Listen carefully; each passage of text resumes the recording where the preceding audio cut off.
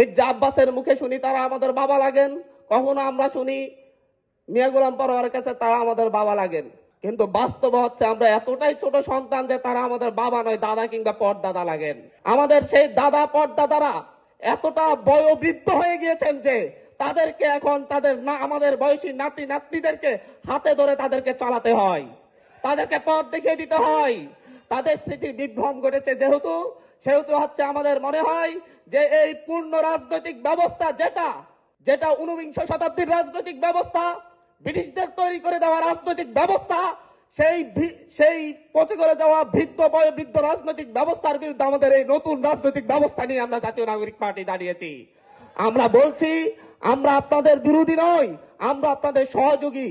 আমরা আপনাদের এই বয়োবৃদ্ধ অবস্থায় আমরা আপনাদের হাতের ভার, আপনাদের শরীরের ভার বহন করে নতুন একটি বাংলাদেশ উপহার দিতে এসেছি। আপনারা আমাদের সঙ্গী হন, আপনারা আমাদের পাশে দাঁড়ান।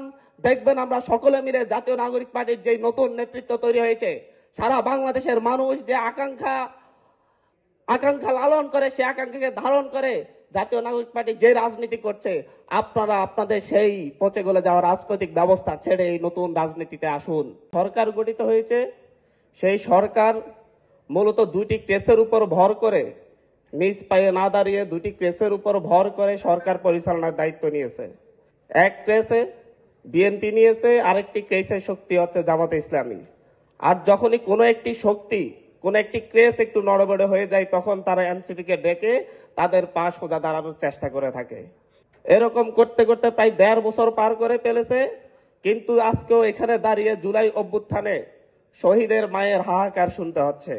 জাতীয় নাগরিক পার্টি প্রতিষ্ঠার পর থেকে যেই ধরনের সংকটগুলা মোকাবেলা করে যাচ্ছে, এই সংকটগুলা বাংলাদেশের ইতিহাসে, আমি জানি না বিশ্বের ইতিহাসে কোনো রাজনৈতিক দলকে মোকাবেলা করতে হয়েছে কিনা, আমার ধারণা নেই।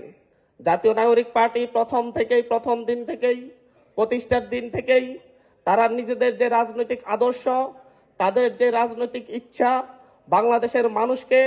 বাংলাদেশের মানুষের জন্য রাজনীতি করা এবং জুলাই অভ্যুত্থানের যে আকাঙ্ক্ষা, সেটা বাস্তবায়নের জন্য রাজনীতি করার জন্য লড়াই করে গিয়েছে।